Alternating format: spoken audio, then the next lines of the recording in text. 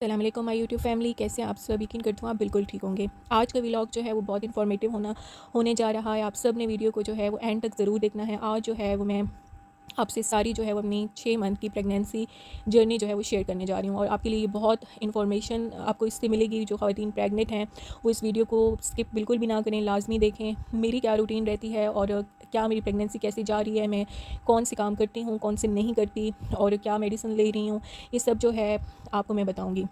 तो वीडियो को स्टार्ट करते हैं। आपने चैनल को सब्सक्राइब कर लेना है।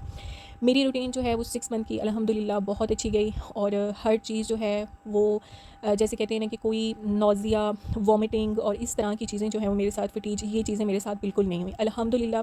I am very lucky. और आप सब को भी अगर ये इश्यूज़ नहीं हैं तो बहुत अच्छी बात है, आप बहुत लकी हो। और जिनको ये इश्यूज़ हैं अल्लाह ताला उनके भी जो है प्रेगनेंसी को बहुत सेव बनाए, बिल्कुल ठीक जो है वो ख़वातीन रहें। तो मेरा जो प्रेगनेंसी जर्नी 6 महीने की रही बहुत अच्छी रही माशाल्लाह से। मैं काम भी करती थी, मैं एक्टिव भी थी।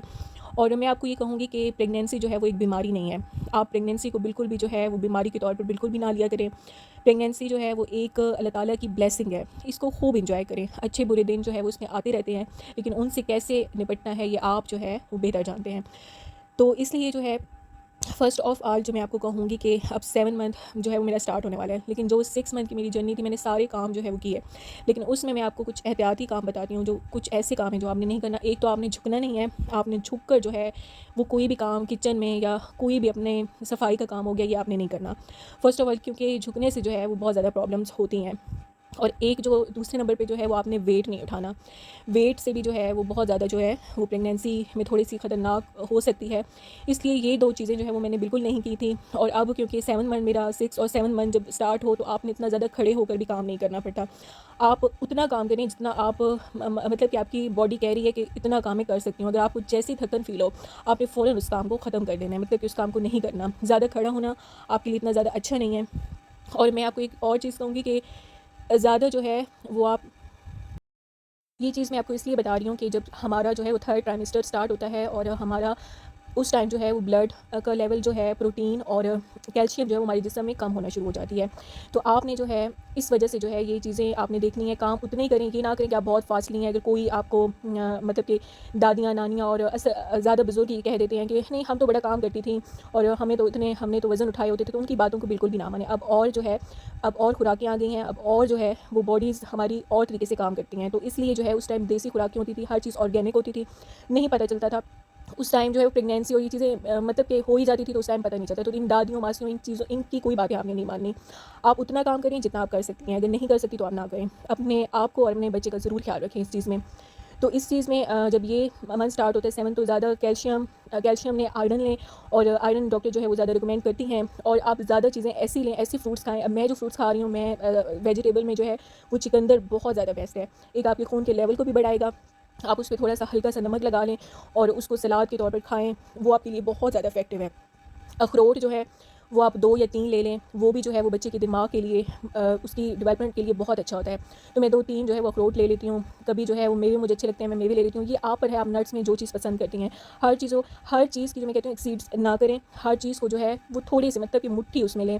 आप ज़्यादा चीज़ों को एक्सेस ना किया करें। ज़्यादा मिकदार में चीज़ें हम इस टाइम पे जो है वो नहीं खा सकती। खाना उतना खाएँ जितना आप डाइजेस्ट भी कर सकती हैं। अब मैं अगर ज़्यादा खा लूँ, रात को मैं कोशिश करती हूँ, मेरे खाने की रूटीन ये है कि मैं रात को जल्दी 8 से पहले जो है वो मेरी कोशिश होती है कि मैं 8 से पहले जो है वो खाना डिनर कर लूँ और उसके बाद कुछ ना खाऊँ। क्योंकि आपका वेट बढ़ रहा होता है और आपने लेटना होता है, सोना होता है, पूरी रात गुज़ारनी होती है, तो वो आपको एसिडिटी होती रहती है। इसलिए कोशिश करें 8 तक अपना डिनर कर लें और कम खाएँ। इतना खाएँ कि आपका जो है वो डाइजेस्ट हो जाए। तो खाने की रूटीन में अंडे ज़्यादा खाएँ, क्योंकि प्रोटीन की हमें बहुत ज़्यादा ज़रूरत है। आप अंडे 2 बॉयल करके सुबह खा लें, हाफ़ फ्राई अंडा खा लें, इससे आपको प्रोटीन मिलेगी। कैल्शियम ज़रूर लें। मैंने मेडिसिन्स इसलिए आपको ज़्यादा नहीं बताई क्योंकि दिखाई नहीं है, क्योंकि हर डॉक्टर जो है वो अपने उससे देती है। कोई किसी पेशेंट को कौन-सी कैल्शियम सूट कर रही होती है, जो पानी में मिक्स, मैं तो पानी में मिक्स वाली पीती हूँ। कोई टैबलेट की फ़ॉर्म में होती है, कोई आयरन के बहुत सारे फ़ॉर्मूलाज़ होते हैं, तो इसलिए जो है वो इसलिए मैंने आपको नहीं दिखाई।